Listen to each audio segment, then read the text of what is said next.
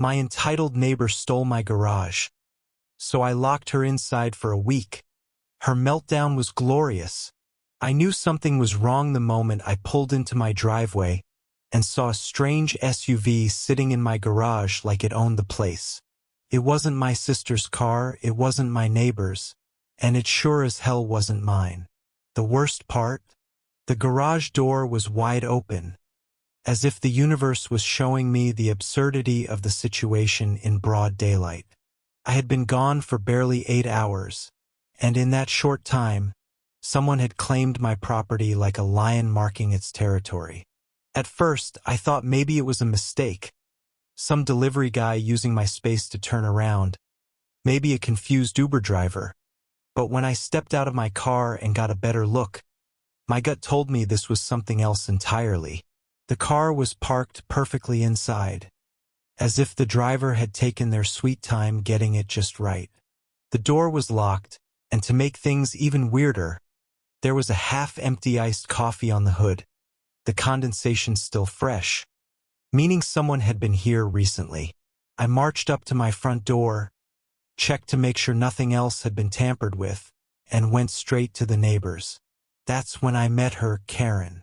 She appeared before I even knocked, stepping out of her house with the kind of confidence that only comes with a lifetime of getting away with nonsense. Short bob haircut, oversized sunglasses, and an expression that screamed, "I dare you to challenge me." "Excuse me," I said, trying to keep my tone level. "Do you know whose car that is in my garage?" She didn't even hesitate. "Yeah, it's mine." Silence. I blinked. She sipped her drink. "I'm sorry, what?" "I parked there," she repeated, as if that somehow cleared everything up. "I needed the space." I laughed, waiting for her to tell me she was joking, but she just stared at me like I was the one being unreasonable. "So you just parked in my garage?" I asked, making sure I wasn't hallucinating. She scoffed. "It was empty. What's the big deal? You weren't even using it." Oh, this was going to be a problem. I took a deep breath, gripping the bridge of my nose to keep myself from losing it. "Karen, this is my property. You can't just park in my garage because you feel like it." She rolled her eyes. "Well, I was in a hurry and your driveway was too sloped for my SUV. You have so much space, and I figured since you weren't home, what's the harm?" The sheer audacity almost made me laugh, almost. "The harm is that it's illegal," I said, my patience thinning. "You're trespassing. Move your car." She crossed her arms. "I will, but I have errands to run, so I'll get to it later." "Later," I repeated, now actually laughing in disbelief. "No, you'll move it now." Karen let out an exaggerated sigh, like I was some unreasonable landlord asking for rent on time. "I can't. I'm going out with my friends. Just be a good neighbor and let it be." And with that, she turned and walked back into her house, shutting the door in my face. I stood there, jaw clenched, trying to process what had just happened. I had met my fair share of entitled people, but Karen was operating on a whole different level. I could have called the police. I could have had her towed. But something about her smug little smirk as she dismissed me ignited a much pettier fire inside me. Fine. She wanted to park in my garage so badly? She could stay in my garage. Without hesitation, I walked back to my house, grabbed the garage door remote, and manually locked it from the inside. Then, I secured the side door with the deadbolt, checked everything twice, and made sure there was no way in or out. And then, I packed my bags and left for a week. Now, here's where things got really interesting. What I didn't know at the time was that Karen had gone into the garage before I locked it. She must have gone back to grab something from her car, assuming she could come and go as she pleased. But with the door locked and no way to open it from the inside without the remote, she was trapped. By the time I was halfway to my vacation destination, sipping a drink in the sun. Karen was stuck in my garage with nothing but her purse and the contents of her car to keep her company. Back home, the neighborhood was beginning to notice her absence. Her husband, Greg, seemed vaguely concerned but mostly indifferent. I later found out that he had assumed she went on a shopping trip or a girl's getaway. But Susan, her best friend and fellow drama queen, started raising questions. Meanwhile, inside the garage, Karen was discovering just how limited her options were. She had no phone signal, no food except for some stale protein bars I had forgotten about, and, worst of all, no working restroom. She pounded on the walls, screamed for help, and even tried to pick the lock with a bobby pin, but the garage door remained stubbornly shut. By day 3, she was desperate. She tried everything, banging on the walls at night, honking the horn, even attempting to squeeze through the doggy door in a move so ridiculous that I wish I had security footage of it. Meanwhile, I was blissfully unaware, enjoying my trip with zero interruptions, until I got a message from an unknown number. "Help me, you monster." I stared at the screen, confused. Then another message popped up. "You locked me in, you psychopath. Let me out."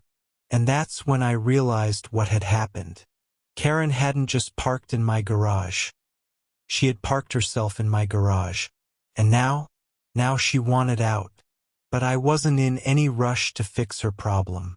After all, she had told me to be a good neighbor and let her park there, hadn't she? I smirked, put my phone away, and ordered another drink. Karen could wait. By the second day, Karen had gone through every possible emotion. Anger, denial, bargaining, and full-blown desperation. She had screamed, kicked the walls, honked the car horn so many times that the battery was nearly dead, and even banged on the garage door with a tire iron she found in the trunk. But nothing worked. The garage door was locked tight, and no one had come to her rescue. It was starting to sink in that she might actually be stuck here for a while. At first, she had convinced herself that someone would hear her. After all, she was Karen, and Karen always got her way. Surely, a neighbor would notice her absence. Maybe, Greg would realize something was off and come looking for her. But as the hours passed, reality set in. Greg wasn't exactly the sharpest tool in the shed, and honestly, he was probably enjoying the silence. The neighbors? They didn't like her enough to be concerned. The only person who could fix this was Jake, and he was sipping margaritas somewhere far away, completely unaware. Or worse, fully aware of her situation. She had to survive. The first challenge was food and water. A quick search through her Karen's purse revealed some breath mints, a crumpled granola bar wrapper that had nothing but crumbs, and a half-full bottle of overpriced alkaline water. It wasn't much, but it would have to do. She scoured the car next, rummaging through the glove compartment and center console like a raccoon digging through trash. Jackpot! A pack of stale crackers, a melted chocolate bar, and an old energy drink. It wasn't exactly a gourmet meal, but it was better than nothing. The bathroom situation was a different nightmare entirely. After holding it in as long as she could, she finally gave up and had to resort to an empty Starbucks cup in the back seat. It was humiliating, disgusting, and something she would never speak of again. She swore that the moment she got out of here, she would sue Jake into oblivion. She would make sure he regretted ever messing with her. By the third day, she was starting to lose it. The walls of the garage felt like they were closing in. The air smelled like a mix of car exhaust and desperation, and she had spent too much time arguing with herself. She tried sleeping, but the car seats were uncomfortable, and the sound of absolute silence was unnerving. Every creak, every distant dog bark, every car passing by outside made her heart race. She would have given anything for her phone, but the signal was non-existent in the garage, and her battery had died anyway. At one point, she got the brilliant idea to escape through the doggy door on the side entrance. It was a small flap meant for a golden retriever, not a fully grown woman, but she was desperate enough to try. She got on her stomach, wiggled forward, and managed to squeeze her head through. The rest of her, however, was not cooperating. Her shoulders were too broad, her hips refused to budge, and she was now stuck, halfway in and halfway out, like a pathetic cartoon character. It took her 20 minutes of struggling, screaming, and pure humiliation before she finally managed to pull herself back inside. She was reaching her breaking point. Meanwhile, back in the real world, things were beginning to get suspicious. Karen's best friend, Susan, had started asking around. Greg, who had enjoyed a few blissful days of quiet, was beginning to notice that his wife hadn't texted him in a while. He had assumed she was out shopping or at a spa day, but when Susan called him for the fourth time, suggesting something might actually be wrong, even he had to admit it was a little odd. Greg eventually wandered over to Jake's house, knocking on the door. When there was no answer, he peeked around the property, checking to see if Karen's car was still parked somewhere. The garage was locked tight, and without any obvious sign of his wife, Greg shrugged and went home. If she was in trouble, she would have found a way to make sure everyone knew about it. Back in the garage, Karen was now at the stage of insanity where she started talking to objects. The iced coffee cup from earlier had become Wilson, her only companion. She had full conversations with it, blaming Jake for her predicament, blaming Greg for not realizing she was missing, and blaming the universe for allowing this to happen to someone as important as her. Wilson, of course, had no response, which only made her angrier. Then, in a moment of desperation, she remembered something. The garage had one tiny window near the ceiling. It wasn't big enough to climb through, but maybe, just maybe, she could get someone's attention.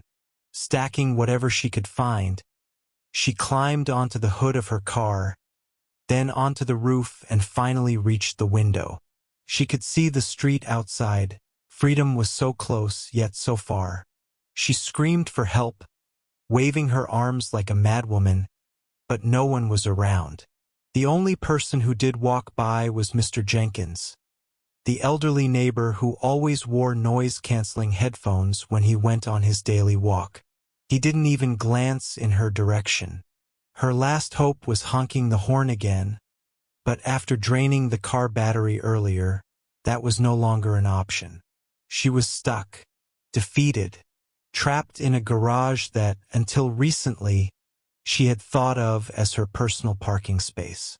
And then, just when she had finally accepted her fate, she heard it, her phone vibrating in the cup holder. Scrambling back down, she lunged for it, praying that she had just enough battery left. The screen was dark, dead. She cursed, shaking it, willing it to turn back on. But it was useless. She was still trapped, still helpless. Then, as if to add insult to injury, she heard the unmistakable sound of someone pulling into the driveway. Her heart leapt. Finally, someone had come to save her. But the second she saw who it was, her relief turned into pure rage. It was Jake. The garage door started to open, flooding the space with fresh air and sunlight. And as soon as it was halfway up, Karen exploded out like a bat out of hell, wild-eyed, furious, and ready to unleash every ounce of pent-up frustration. Jake, however, just stood there, sipping a drink like he hadn't just left her to rot for a week. "Well," he said, smirking, "looks like someone had an eventful time." Karen saw red. She was going to destroy him. Karen had never felt this level of rage in her life. The second she stumbled out of the garage, wild-eyed and disheveled. She barely took a breath before launching into a full-blown screaming fit. Jake, on the other hand, stood there with the most infuriatingly relaxed posture, sipping his iced coffee as if he had just come back from a casual grocery run rather than returning to a hostage he had unintentionally trapped in his garage for a week. "You absolute psychopath," Karen screeched, her voice hoarse from days of shouting inside the enclosed space. "You locked me in there. You left me to rot. Do you have any idea what I've been through?" Jake raised an eyebrow, unfazed. "I mean, I assumed you'd move your car when I told you to. Guess that didn't happen." Karen's hands balled into fists, her nails digging into her palms. She was dirty, exhausted, dehydrated, and beyond humiliated. The smell of stale energy drinks and sweat clung to her. Her once perfectly straightened bob now frizzed beyond recognition. She had spent days plotting her revenge, fantasizing about every possible way to make Jake suffer for what he had done. And now that she was finally free, she was going to make sure he regretted it. "I'm calling the cops," she seethed, jabbing a trembling finger in his direction. "You're going to jail for this. This is unlawful imprisonment. I hope you have a good lawyer because you're done." Jake took another slow sip of his drink. "Go ahead." Karen faltered for a second. He wasn't panicked. He wasn't even remotely worried. He just pulled his phone out of his pocket and unlocked it. "Want me to call for you? Or do you want to use mine since your battery is probably dead?" For a split second, Karen hesitated. Something was off. Why wasn't he afraid? Why wasn't he scrambling to explain himself? The way he was looking at her, calm and composed, made her stomach twist with unease. Before she could respond, Jake walked over to his car and popped open the trunk. He pulled out a small security camera in his hand and tapped the screen. "See, the funny thing is," he continued, completely ignoring the way Karen looked like she was about to explode, "I installed cameras around my property a while ago, and they've been recording this entire time." Karen's mouth went dry. He turned the screen towards her, letting the footage play.